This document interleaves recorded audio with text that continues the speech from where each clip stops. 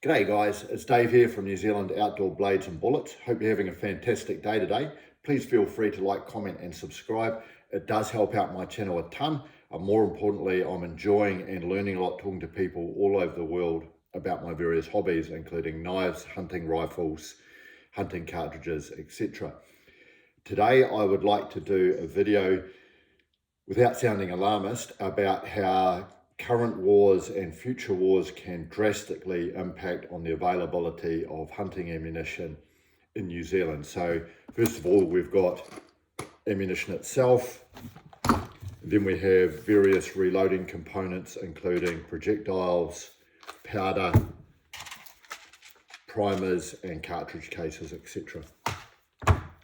Now, you might have noticed a few years ago, particularly during the COVID period, where suddenly it became challenging to get your favorite type of ammunition, and particularly specialist reloading components like large rifle primers or your favorite projectile.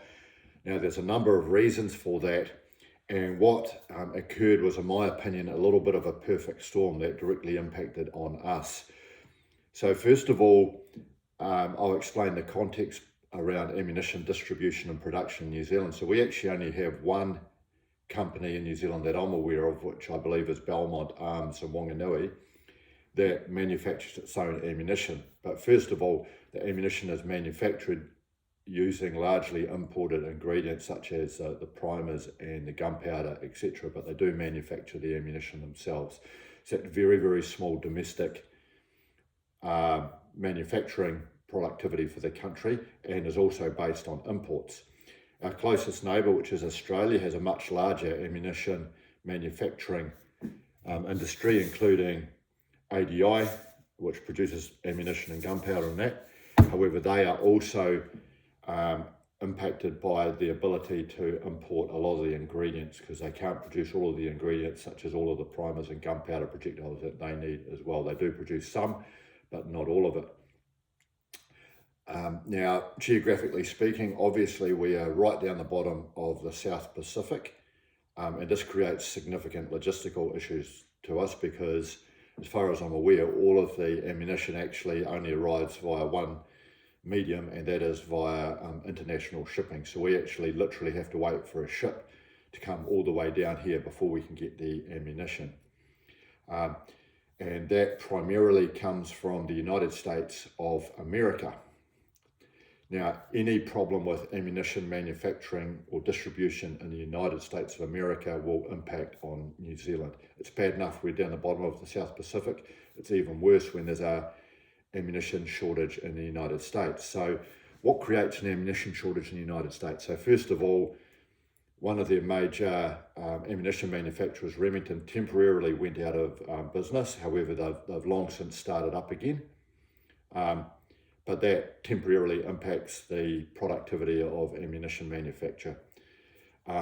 Various wars, including the current war between Ukraine and Russia, impacted on the global trade of products such as gunpowder and metals to make projectiles, etc.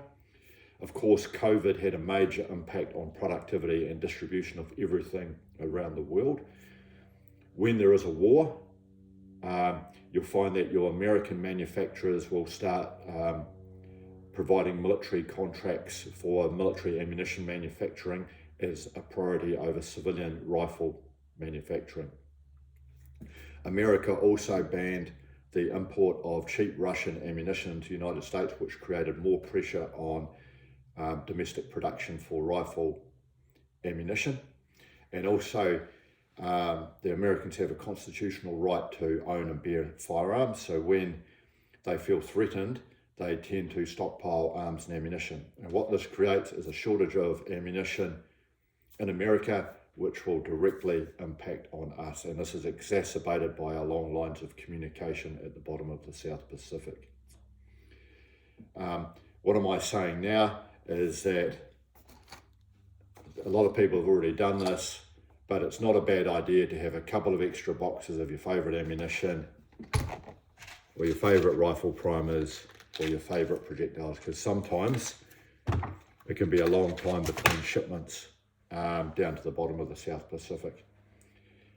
Now, if you think it's bad now, there's one emerging risk that could be catastrophic for us. There's a growing risk of a future war in the Asia Pacific with China. Primarily this war, if it occurred, which I believe it will one day, would primarily be between China and the United States, but will drag everyone into it, including Japan, all of the allies of the United States, Australia, New Zealand, etc. If you're aware of international relations and diplomacy, the United States has forward deployed huge amounts of troops around the Pacific area, Philippines, Japan, Hawaii, even Northern Australia. And this is all in readiness or deterrent for a potential future war with China. If there is a war with China,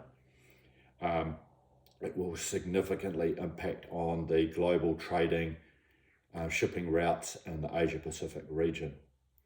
Also, if there's a war in the Middle East that impacts on the Suez Canal shipping lanes, that will also impact on distribution of ammunition and everything else for New Zealand. I don't want to sound alarmist, but just be aware of that. If you think things are hard now for distribution of ammunition to us in New Zealand, you wait until there's a war in the Asia Pacific. I think there will be one day. I don't know whether it's going to be in 5 years' time or 10 years' time. I hope I'm wrong, but I think one day it will happen. And when it does, you want to hope you've got a couple of boxes of 308 stashed in your garage for you. So if you haven't already, please feel free to go out and buy a little bit of extra ammunition or components without being greedy. No need to be alarmist. And that's just a sort of insurance policy for yourself. And this is obviously just for hunting purposes. We don't have to worry about anarchy breaking out in New Zealand. This is just to protect your hunting stocks. And no, I'm not sponsored by any ammunition companies. So if you got this far, thanks for watching. Love to hear from you and have a great day. Cheers.